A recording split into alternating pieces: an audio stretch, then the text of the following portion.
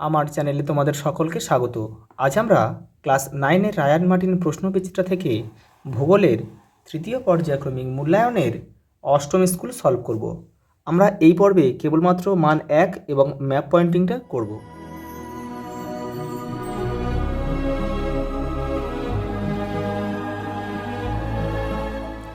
দেখো, প্রথম প্রশ্ন, পৃথিবীর প্রকৃত আকৃতি জিওড। পৃথিবীর নিরীক্ষীয় ব্যাস 12,757 কিমি। 21 জুন থেকে 22 ডিসেম্বর পর্যন্ত সূর্যের আপাত গতি হল দক্ষিণায়ন। পৃথিবীর প্রমাণ সময় ধরা হয় 0 ডিগ্রি দ্রাঘিমার স্থানীয় সময়কে। সমপ্রায় ভূমির মাঝে শক্ত পাথরের টিলার ন্যায় ভূমিরূপকে বলে মোনাডনক। পরেরটা দেখো, আবহবিকারের সৃষ্ট শিথিল স্তরের নাম হচ্ছে রেগোলিথ।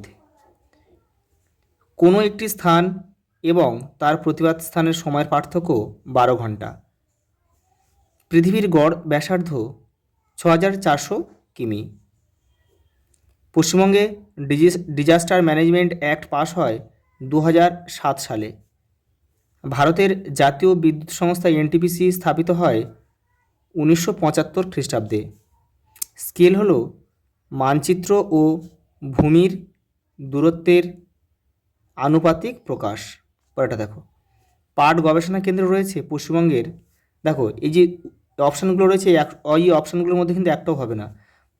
পাট গবেষণা কেন্দ্র রয়েছে পশ্চিমবঙ্গের উত্তর 24 পরগনার ব্যারাকপুরে রয়েছে। দেখো, একটাও অপশানে নেই। পরেরটা দেখো, তরাই ও ডুয়ার্স পৃথক হয়েছে দেখো তিস্তা নদীর মাধ্যমে। পরেরটা দেখো, তৃষ্ণার্ত ফসল হলো ধান। কারণ কি বলতো, ধানে প্রচুর পরিমাণে জল লাগে, সেই জন্য একে তৃষ্ণার্ত ফসল বলা হয়। পরে দেখো, বিভাগ ক্ষয় কী বলেছে দেখো, বাক্যগুলি শুদ্ধ হলে পাশে সু এবং অশুদ্ধ হলে পাশে অ। তোমরা কিন্তু সত্য মিথ্যা লিখলে কিন্তু কেটে দিতে পারে, সেই জন্য যেমন নির্দেশ দেবে তেমনই তোমাদের করতে হবে। সঠিক হলে সু লিখবে, আর অশুদ্ধ হলে বা ভুল হলে সেটা অ লিখবে। অশুদ্ধ লিখবে না কিন্তু, অ লিখবে, নাহলে কিন্তু কেটে দেবে কিন্তু। দেখো, পর্বত বেষ্টিত মালভূমি নবীন ভঙ্গিল পার্বত্য অঞ্চলে গড়ে ওঠে, এটা কিন্তু সু বা শুদ্ধ। দেখো, আবহবিকারের শিথিল পদার্থ সরে গিয়ে শিলা উন্মুক্ত হয়। দেখো, এটা কিন্তু অশুদ্ধ হবে। কারণ কি বলতো, যেখান থেকে আবহবিকারের যে দেখো শিথিল পদার্থগুলো কিন্তু সেখানেই পড়ে থাকে, সরে গেলে সেটাকে নগ্নিভবন বলে। দেখো, পরেরটা দেখো, কর্কটক্রান্তি রেখায় পৃথিবীর আবর্তনের বেগ সর্বাধিক, এটাও কিন্তু অশুদ্ধ, মানে আমাদের অ লিখতে হবে। তাহলে পৃথিবীর আবর্তন বেগ কোথায় সবচেয়ে বেশি, সেটা কিন্তু নিরক্ষরেখায়। দেখো, পরেরটা এপারে রয়েছে। দেখো, পরেরটা কী বলেছে, ভাঁজের ঊর্ধ্বভঙ্গে খনিজ তেলের সঞ্চয়কে অয়েল পুল বলে, এটা কিন্তু শুদ্ধ। পরেরটা দেখো, পশ্চিমবঙ্গের নবীনতম জেলা হচ্ছে ঝাড়গ্রাম, এটা কিন্তু মিথ্যা বা অশুদ্ধ লিখতে হবে, এটা হবে পশ্চিম বর্ধমান, এটা হচ্ছে নবীনতম জেলা।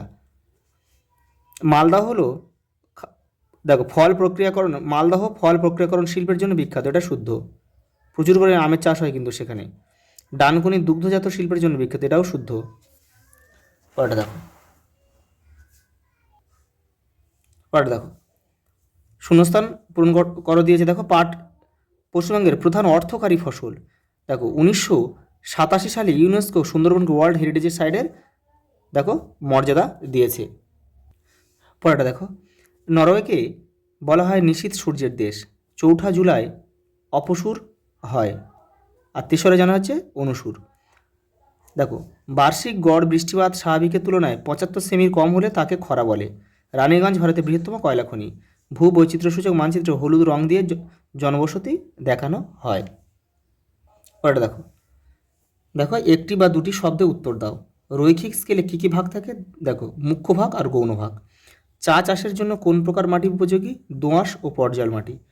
কোন জেলাকে পশ্চিমবঙ্গে ধানের গোলা বলা হয়? পূর্ব বর্ধমান। ভারতের উচ্চতম রেল স্টেশন নাম কি? ঘুম, এটা কিন্তু দার্জিলিংয়ে অবস্থিত। পরেরটা দেখো, পশ্চিমবঙ্গের ক্ষুদ্রতম প্রতিবেশী রাষ্ট্রের নাম হচ্ছে ভুটান। পশ্চিমবঙ্গের একক বৃহত্তম কৃষিভিত্তিক শ্রম শিল্পের নাম হচ্ছে পাট শিল্প। শ্রেণী শিখনে ব্যবহৃত হয় কী ধরনের মানচিত্র? ক্ষুদ্র স্কেলের মানচিত্র।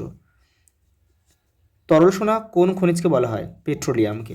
দেখো, একটা ছক দিয়েছে এবারে দেখে নাও। এই দেখো, উন্নত বীজ হচ্ছে সবুজ সোনা, পাট বীজ সবুজ সোনা। রায়গঞ্জ কোথায় অবস্থিত? কুলিক পাখিরালয় কিন্তু রায়গঞ্জে অবস্থিত। জলপাইগুড়ি দেখো গরুমারা অভয়ারণ্য জলপাইগুড়িতে অবস্থিত। আর উন্নত একটা ধান বীজের নাম হচ্ছে আয়ারআট। দেখো এরপরে দেখো ম্যাপ পয়েন্টিংগুলো একটু দেখে নাও। এই যে দেখো, এই যে তোমাদের দেখো পশ্চিমবঙ্গের ম্যাপ।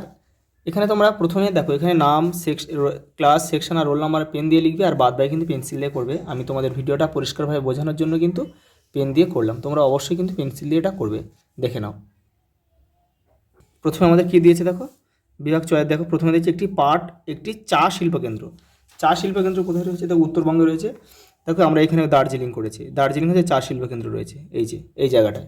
দেখো দুই একটা কী দিয়েছে দেখো, সান্দাকফু, এটাও দার্জিলিংয়ে অবস্থিত।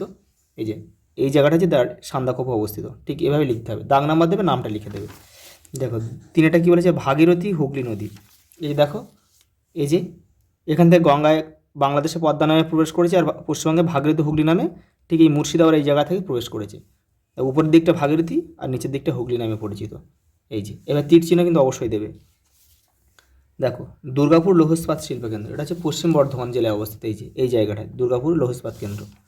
পরেরটা দেখো কালিম্পং, একদম উত্তরবঙ্গে অবস্থিত, দার্জিলিংয়ের পাশে। এই যে দেখো কালিম্পং, এই যে। তারপরটা দেখো বক্সা ডুয়ার্স, এই যে বক্সা ডুয়ার্স হচ্ছে এই জায়গাটাকে বক্সা ডুয়ার্স বলা হয়, আলিপুরদুয়ার জেলায় কিন্তু এটা। দেখো পরেরটা কী হচ্ছে, কোচবিহার। ঠিক দেখো তার নিচে রয়েছে দেখো এই জায়গায় কোচবিহার, ঠিক এই জায়গায় পয়েন্টিং করবে। পরেরটা দেখো দীঘা। দীঘা দেখো একদম পশ্চিমবঙ্গের দক্ষিণবঙ্গে রয়েছে। দেখো এই যে পূর্ব বর্ধমান, এই পূর্ব মেদিনীপুরের একদম নিচের দিকে, পশ্চিম দিকে একদম নিচের দিকে, এই যে উপকূলে, এটা হচ্ছে দীঘা। দেখো এই দীঘাটা আবার অন্যভাবে দিতে পারে, যে একটা পশ্চিমবঙ্গের একটা সৈকত পর্যটন শিল্পকেন্দ্র, এটা লিখতে পারো তোমরা। দেখো তারপরে কী দিয়েছে, সুন্দরবন। সুন্দরবন পশ্চিমবঙ্গের দক্ষিণবঙ্গে। দেখো এই যে অংশটা রয়েছে, এই অংশটা হচ্ছে পুরোটা সুন্দরবন, এই যে এই নিচের অংশটা। আর উত্তর দিনাজপুর, দেখো উত্তর দিনাজপুর একটা জেলা, উত্তর দিনাজপুর, এই যে এইখান থেকে এইটা হচ্ছে উত্তর দিনাজপুর জেলা। এই যে আজ এই পর্যন্ত, দেখা হবে পরের ভিডিওতে।